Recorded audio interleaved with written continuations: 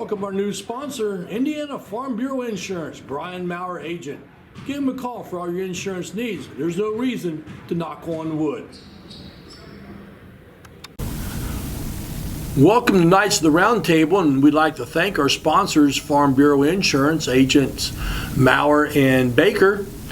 And today we have a special show. With me is, as usual, Rick Fletcher and boys golf coach Don Beatty. Don, thanks for joining us. Thanks for having me. So to clarify the rules, okay, I've got to clarify the rules. No takes. It's straight through, okay? Don was asking earlier, how many takes do we get? And Jerry held up the number one. Number one. Take. One take. That's all we get. So, golf is one of the little-known sports at most high schools, I'd have to say. But you guys are making some noise.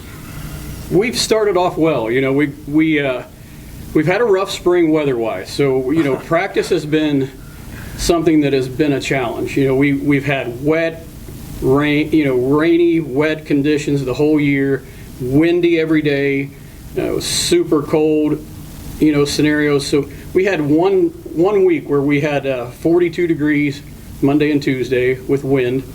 We had a great 72 on Wednesday, but it was 30-mile-per-hour winds that day. And then Thursday and Friday, we're back down in the 40s. So you never know what you're going to get with weather at the golf course, and you just have to make do. So, we've gotten off to a good start. We're 4-0 on the young season, and we did have some success this past weekend. So the one thing I've noticed is some of the schools I go to in refereeing, they have this room that says golf simulator. Now, we don't have a golf simulator here, do we? We do not. Now, that's something that we would love to get here at Northeastern. I think it would be huge for the program.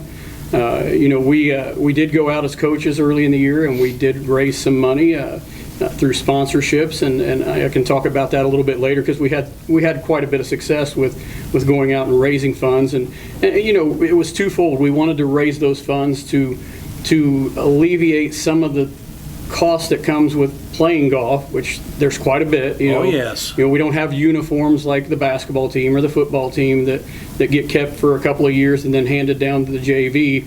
We buy golf shirts, as a program, and the kids get to keep those golf shirts, but they're not cheap. So we wanted to help offset some of that cost, and so we went out and got some sponsorships, and it's been really good for us. It's been good for the kids to see, the work that we're putting in for them. And so one of those things that we'd like to get to is, get enough money at some point to have a simulator. I saw one at Delta when we were playing basketball this past winter in the holiday tournament, and actually went in there and hit a couple of balls. And that would just be great for the program. And I think it would draw some interest as well. Well, anytime you have something that anymore that's electronic, it grabs the interest. Sure, yeah, absolutely. And then you get them going with stuff. So that's nice. So Don, all right, 42 degrees is not ideal weather, not at especially when the wind's blowing 25 miles an hour. How do you prepare for that? I mean, these kids are just, seniors, juniors, sophomores in high school. Talk about the mental part of the game. Well, I mean, that's one of the things that we addressed early on the first week of practice. We had a day that was like 38. And so in our early season practices before the actual practices, we called them workouts. We talked about once we get outside, and we will get outside, you have to be prepared. You have to bring clothing. You can always take clothing off, but you can't add it if you don't have it. That's right. So bring gloves, bring hats, bring hoodies, have a thermal shirt on. You can always shed, but you can't add it if you don't have it. So part of it's preparation. Some of it's just a mental toughness. You're going to get cold out there in the early spring. It's just Indiana springs are bad historically, and this has been one of the worst that I can remember, and we're challenged, but yet our kids have really handled it well, and I'm proud of them for that, because we've had very few good days. Saturday was a really good day as far as weather. Friday was pretty good, so there's been a handful of them in a 5-week period. So you just have to get yourself prepared and look at the weather forecast occasionally. I'll send a parent square out and let them know, hey, tomorrow's looking really bad. We may want to, be prepared for it. So you just have to be ready. They don't cancel matches because it's 30-mile-an-hour winds. Is that something where you play unless there's a tornado warning or something like that? Yeah, you won't play in thunderstorms. Right. We'll play in light rain. We'll play in pretty steady rain as well. We did have a cancellation of our Knightstown match earlier this year. That was the day that the 2 inches of snow fell last Monday. Tough to putt in the snow. Tough to do that. Now, most of it had melted off by the afternoon, but it's not going to. When that does melt off, then the course is pretty saturated. So I think everybody erred on the side of caution there and just said, we're going to reschedule those. So that's exactly what we did as well. I would have to think that obviously playing the course in a 70 and sunny, it's been that way for a few days, versus 42 and rain for the last 3 days is a whole different way of playing the course, and the course is going to play different. Obviously, the greens are going to be totally different. The conditions on the course change, how you go about your round. Yes. The wind definitely changes how you hit the ball, how you plan to play a shot. Wet ground, will change the way that you play a shot. The ball flies further when it's warm. It compresses more, and so your distance is going to be different. So those are things you have to make adjustments to out on the course. Fortunately, we've practiced in really bad conditions, so when we've had matches that weren't in great conditions, we're pretty used to that. So as the weather gets better and we get warmer weather like we had Saturday, you have to adjust. Your ball's going to fly farther.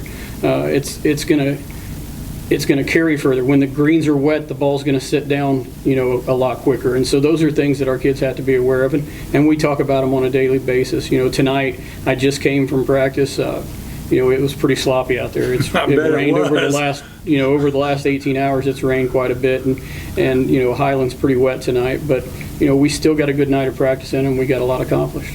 Good deal. So let's hear about your players here. You got quite a few. You got 4 seniors. So tell us about your players. Yeah, we got 4 seniors. One of them is my son, Alex Beatty, and he's a 4-year player. And then we've got Ashton Martin.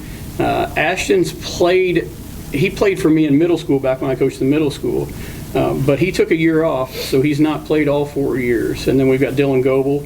Yep. Dylan's played for 4 years as well. Played for me in middle school as well. And then we've got Logan Dalton. So Logan, has really come along the last couple of invitationals. Super proud of his game here lately as well. And then we've got junior Caleb Harmon and Jonathan Michaels, and then sophomore Blake Hampton, and then our freshmen are Brady Geis and Hayden Chalpin and Adam Luby.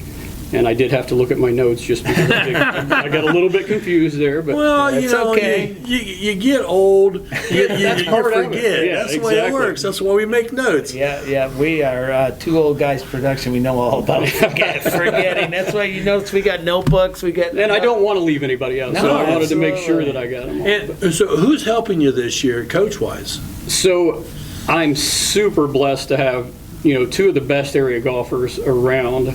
On my coaching staff, and Brian Maurer, who helped in basketball. Absolutely. So he and I are good friends. It's a lot of fun to get to work with him again. And his stepdaughter is a golfer now. Yes. Yep. Bailey. I don't know how she hits the ball. McKaylin. Yeah. McKaylin's a really good golfer. Had a good season, and so having Brian out there. Brian's a guy that played at Ball State. He's won the Indiana Open twice. Yep, that's right. And he's played in a couple of PGA Tour events. So, Brian's the same. He's played at Ball State, or he played at Purdue, excuse me, and he's played in some pro events as well. So those 2 guys have forgotten more about golf than I know. And one of the things I always tell the kids about golf, that the reason I love it so much is, as an old guy, I can still compete. Yeah. You look at the Sunday old man basketball that we started doing a few weeks ago, and some of us old coaches came in and we played basketball. It doesn't resemble basketball. No. We're jogging up and down the floor. Nobody's playing defense. Everybody's giving each other shots. If you hit it, hey, good job. Now in golf, I can still compete, and that's what I love about it. And we hope to we hope the kids take that away from it, because it's something you can play for the rest of your life competitively. Absolutely. Plus, if you're playing basketball, it takes a while to recover from a Saturday, Sunday afternoon of play. Usually Wednesday after we did those Sunday those Sunday old man basketball setups that we were doing. Usually Wednesday I started to feel okay again. So tell us the format. All right, you're at a match, okay? How does the format of a golf match go? So it's similar to cross country in the fact that you have a certain number of players that are playing, but not everyone scores in the match. Cross country you run 7 and you score 5. So in golf we play 5 and we score 4. Okay. So the highest score gets tossed out because you want the lowest score in golf, kind of like you do in cross country. So in a 9-hole event, if you counted 4 40s, you'd have 160. Okay. And so that's our goal, is the lowest that we can get in a night. So if your 5th guy came in at 42, then his score gets tossed out that night. Okay. He's still competing the whole night. He's still, grinding and trying to get his best round and be a part of, helping the team. But if his score is 42 in that case, then he gets thrown out, and we count the other 4. So you had earlier, we were talking, you said you have 10 total players. So yes. Obviously, is there a JV and a varsity? And there's a JV, but what it comes down to with golf is whether the other team has enough to play a JV match. Okay. And a couple of times this year we've had that. We've been able to have a JV match. A couple of the matches we've had at the varsity level, the other team didn't even have enough to have a varsity match. So we're playing, in that case, we're playing our 5 against their 2, but since they can't post a score, we automatically get the win as a team. So now you're just you're playing to post a score, because we want to keep track of how we're doing on the season. Right. For example, the other night at Winchester, I think we posted a 175. But we also sat 3 seniors that night and gave some other guys an opportunity to play, and I think that was good for our kids. So in that case, they're playing individually against Randolph Southern's 2 kids that they had, but as far as a team score, we were going to get the win anyway because they didn't have a team score. How tough is it to show, like at South Adams, for instance? You show up at South Adams, never played the course, never seen the course. Do you go out and walk the 9 holes prior to, or is it pretty much, here's the layout, here's what we want to do? Typically I will give the kids some information about the course. I didn't on Saturday, and that may have hurt us, I don't know, because we had some stretches where we really struggled. We got off to a great start, all 5 guys, and then about midway through the round, we kind of had some struggle holes, everybody did. And and I told Brian and Ryan, I said, we may have tossed this match, the opportunity to win this invitational away. And then everybody kind of got it together again, and we finished strong. And we weren't sure when we got into the clubhouse how it was going to turn out. And when the scores were tallied, we were the winner. But you don't really go out and walk it, kind of like at cross country. You go out and you walk the course beforehand, but you don't have time to do that, because if you walk the entire golf course, it's about a 5-mile walk. So what we do is we try to give them some information on the course going into it. Now, we were fortunate that four of our players playing on Saturday had played that course. The seniors had played it. So the only one who hadn't played it was Hayden Chalfin. So, probably should have gotten him some information on it, but he and his dad had talked about it a little bit. So we go into that situation where it's a long day, and that's what you have to prepare for. The bus, we left from here at the school at 7 a.m. So kids are getting up. I got up at 5:45. It's an early rise for high school kids. The oddity is I didn't have to change my alarm setting for my normal work. So Saturday I get up at the normal time that I get up, and I get up here at about 6:45. I get the bus and pull it around, and we load up, and we head to Geneva, and we stopped in Portland to get some McDonald's and make sure the kids had something to eat, because you know how kids are. They're not going to get breakfast at home on their own unless mom makes it for them, and so we wanted to make sure they had something. And we get up there at about 8:15. They go to the driving range, they hit a few balls, they go putt, they get themselves in a good frame of mind for the day. because the thing about it is you're going to be playing for 4.5 to 5 hours. Is that an 18-hole tournament? Yeah, so the Saturday invitationals are 18 holes. Okay. So that's a long day. You're looking at least 5 hours on all of those. Because you play different, the mindset of playing 9 holes, when you said that the middle we sort of had our problems, does that come into the mental part of the game, that they're rolling along and suddenly you think to yourself, man, I got 11 more holes to go? Yeah, it can. And I know Dylan mentioned at one point on Saturday after his round how tired he was. The kids are walking. They're not riding cars. They're, right. Some of them carry their bags. Some of them have push cars. But like I said, you're going 5 miles around that course and sometimes more than that. So I do think that some of it can be fatigue. I think some of it can be mental fatigue. We get midway through the round and when you're trying to focus, for 5 hours, and that's the one thing that we've tried to tell the kids, you don't really have to be focused for the entire 5 hours. When you hit your shot, you need to be focused. So that may be a 2-minute ritual right there. But when you're walking to your next shot, I don't care what you think about at that point. What am I going to eat tonight? Boy, that's a pretty tree over there. Those kind of things. And then when you get to your next shot, then you start that mental preparation again, because it's impossible to stay focused for an entire 5-hour period. Well, and it's tough for the pros to do it. Sure. More or less, as 15, 16, 17-year-old, 18-year-old young student athlete to stay focused for that amount of time. 100% agree. Yeah. And that's kind of what we're trying to get through to them. Don't put that pressure on yourself. You'll drive yourself nuts if you try to stay focused for 5 hours. Be focused for maybe in that 5 hours, maybe an hour of it, or 45 minutes of it, where you're actually setting up for your shot and getting prepared to make that shot. Those are the times where you need to be mentally focused. So as far as scoring, it's the honor system out there. Correct me if I'm wrong, but it's the honor system. Kids take care of their own score, or how does that? Is it there are referees on the course? No, the coaches are basically the referees in golf. So in our case we have 3 coaches. What we do, you're only allowed to have 1 speaking coach. Okay. Now you can have coaches out there helping direct kids if there's any rules questions and things like that. But we're out on the course, trying to give them direction. Only 1 coach can give them advice. So what happens is if I'm playing number 1 against Jerry's team and Jerry's number 1, we switch cards. I keep Jerry's score on the top line and I keep mine on the bottom, and when we're done, then we go ahead and we confirm the scores, and I have to sign both cards and Jerry has to sign both cards to say that our scores are valid. So that's kind of where we're really pushing the kids that you got to make sure every hole that your score is accurate. Yeah.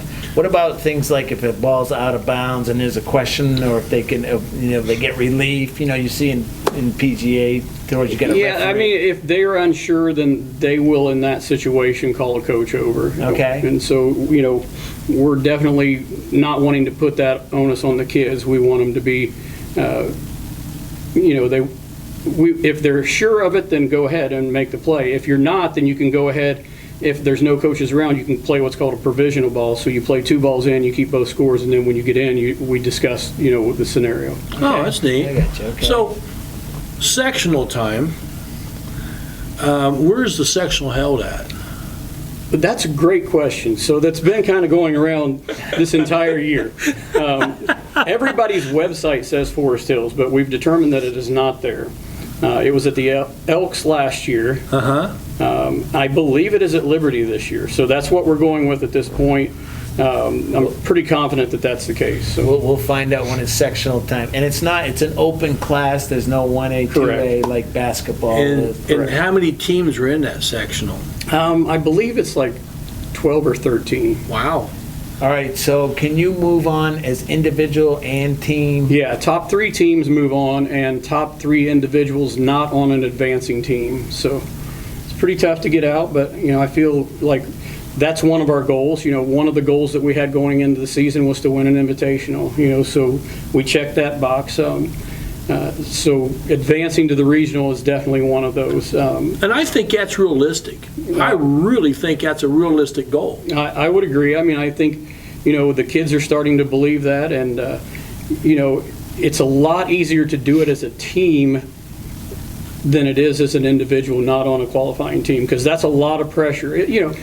Let's say it this way. So if I know my team's pretty solid and I can count on my guys to go out and play a good round, then I can take a little bit of that pressure off of me if I want to go to the regional. Yeah. For example, Alex made it to the regional as a junior. He made it as an individual. As an individual. And I know that it came down to his 18th hole at the Elks, and he did not hit a great drive, and I think he ended up getting a bogey on the last hole and advanced by one shot. So that's a lot of pressure when I think we have the kind of team that if we can put it together, we advance everybody, and that's our goal. And I have to agree a lot with your analogy that if you know your team's good, you can have a bad hole. Yeah, you can have But if you're playing an individual, a bad hole is bad. Yeah, it's a lot of pressure for that next shot. Yeah. And then it just compounds and snowballs a little bit. And so we want our guys, like we said, we had a stretch Saturday where we didn't play great golf, and then we kind of got it back together. That's that feeling you can have going into the sectional. Hey, we can have a couple of holes where things didn't go exactly how we wanted them to, and we can still recover. And I think the kids realized that after Saturday because we talked to them about it afterwards. We all had a stretch that we weren't pleased with, but we all recovered, and we ended up winning the invitation. And that could be a big thing at the sectional or regional or something like that this happens and they go, hey, we did this at South Adams, we recovered. Let's move on. It's not that big a deal. Yep. It's next ball. We've got county, we've got conference coming up. We got the Winchester Invitational this Saturday. So that was my question. You do have a TEC conference tournament. Yes, that's at Winchester as well this year. So we play Winchester about 4 times. We played there against Randolph Southern last week. We play there this coming Saturday in the Winchester Invitational. We play Winchester at Winchester this year. And then we play the TEC there. So we get a lot of opportunities to go to my old hometown. We should move the sectional there. I think we would be comfortable at that point. But we also play Liberty a couple of times. Yeah. There's a tournament at the end of the year there. There's actually 2 tournaments at the end of the year. And I like the Liberty course down there. They've maintained well, and it's a nice course. It's got some challenges to it. I would agree. Courses are different, though. I mean, for sure. It's not like basketball where they all measure the same. It's not 84 by 40. It's different course. So let me ask you about the sectional. Is that a 9-hole or an 18-hole? That's an 18-holer. 18-hole. So that's an all-day event. From morning till dark, probably. Yes, sir. As far as that. With 13 teams. Yeah. It'd be it's a lot of time on the course. Yes, it is. Is there a break? Do they take a break after 9 holes, a natural break, or is it just kind of you keep going? Well, you keep going, but there's typically, in those tournaments, it's what's called a shotgun start. So they'll put groupings together, usually 3 or 4 persons per group, players per group. And so you might start on number 7. Okay. Jerry might start on number 14, and I might start on 3. So when you come around to 9 or 18, there's an opportunity for you to go in and get a snack or a drink. We do a pretty good job. Our parents have been great. We've had parents donate some snacks and drinks to the golf program, and my wife and I package those up at home and put them into gallon Ziploc bags, and I keep them on the back of a cart and I've got a backpack cooler that we put the drinks in, so the kids are always able to get a snack or a drink if they want. So the coaches have golf carts? What's up with this, if that's happening? There's one for the speaking coach each night, yes. Oh, there we go. Yes. So you always want to be the speaking coach. Well, it helps. Now, we have rotated that a little bit, but, for an older guy like myself, I kind of try to get that cart versus those 2 younger guys. So if you're a parent or a fan or somebody who just wants to go to, say, a tournament or the sectional, can you use a cart? Will they let you get a cart and follow along? They will do that, but they'll charge you a fee. Yeah, okay. It varies at each course. For the 18-hole tournaments, it's typically $20 for, Well, that's not for the bad, card. So But you can follow hole by hole if you say your Sure. son or son's playing. Yep. You can follow them along. now there are spectator rules. They like you to stay, out in front of your player, and you're not supposed to give advice. You can only give encouragement. Hey Johnny, let's go. Yeah. Okay. Keep it going. Those kind of things, and so you kind of have to watch and make sure, because just talking to your son as he's walking from the 9th green to the 10th tee could be misconstrued, and if that happens, then your son gets penalized 2 strokes.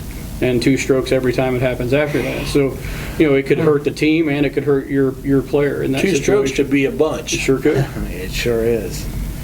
Wow. Well, I'm enlightened. I know a little bit more about golf, Jerry, as opposed to. Do you have any left-handers? Oh yeah, that's a. Do not have any left-handers. I'm assuming that a lefty versus a righty is a whole different approach.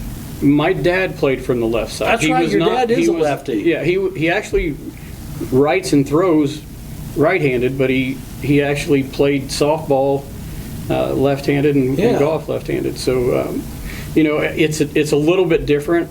It would probably be different for us as right-handers to try to coach that, but I've always felt like lefties had smoother swings. You look at Ken Griffey Jr. in baseball, beautiful swing, and Phil Mickelson has a great swing, and so it's always kind of one of those deals where I've not coached a lefty, but you watch a lefty in baseball, they can punch that ball over the third baseman's head like nobody's business. But a right-hander, it's almost impossible to punch over the first baseman's head. So I agree with you. Pete Rose, Pete Rose is another one. slapping it to left field. Yeah. Yeah, I totally agree.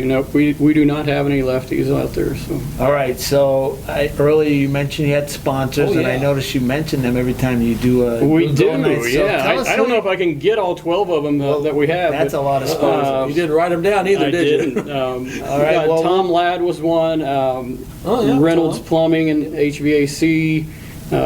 My wife at First Financial Bank. Wayne Bank. It's hard when you've got when you're put on the spot like that. So you know who you Finance are. Systems. We appreciate. B&F Plastics.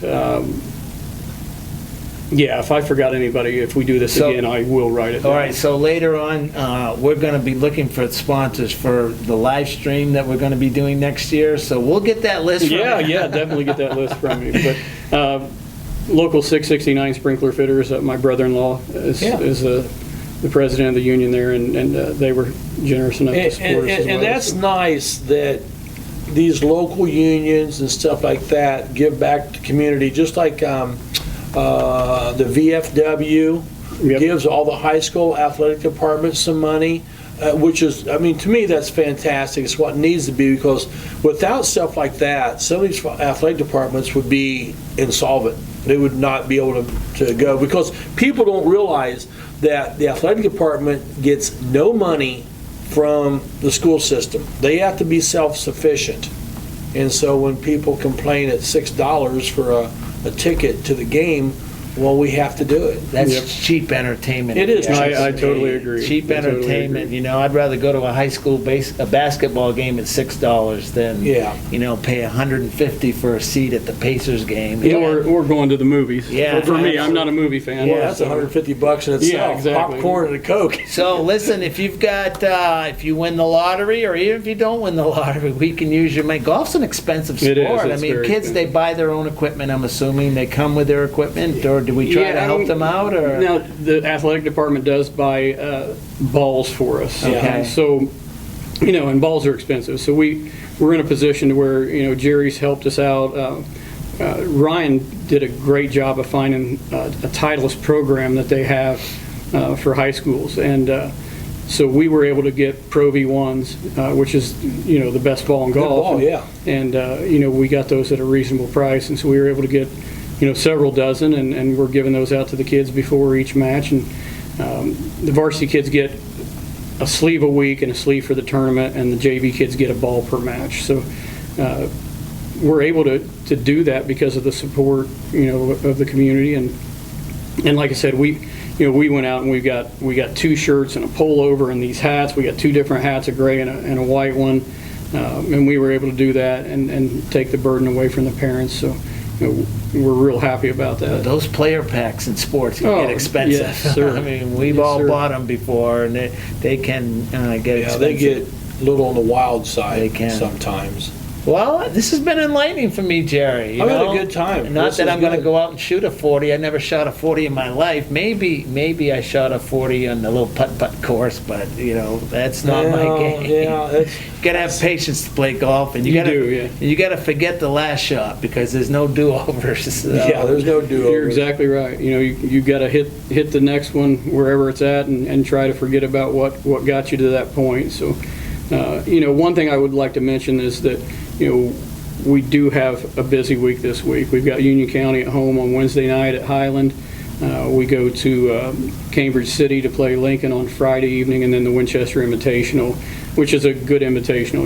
Richmond's in it, Noblesville's in it, Jay County's in it. So, we're really looking forward to that opportunity. And I know the varsity guys are looking forward to a chance to play the 18-hole course at Winchester.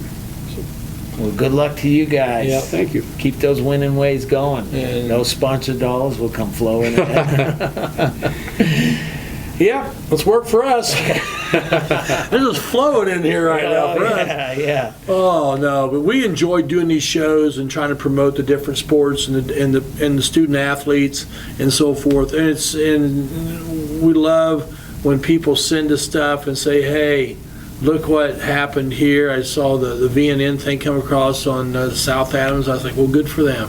So just to confirm, your home matches are at Highland Lake. Highland Lake, right? yes. So just get out there. Does it cost to get in? No, It doesn't no. cost to get in. Not at all. So you can go out there and it's kind of fun, like a nature walk on a Yeah. golf course. Get out there, and if you want to spend the money on a cart, Yeah, we will. spend the money on the cart. We'll spend Well, if money you on- have us back, I'll bring Ryan and Brian. Yeah. All right.